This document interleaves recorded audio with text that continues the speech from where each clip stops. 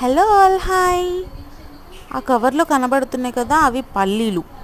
ఒక మట్టి కుండలో కట్టెలు వేసి కాలుస్తే ఆ మట్టి కుండ వేడవుతుంది. ఆ వేడితో పల్లీలను వేయించుతారు.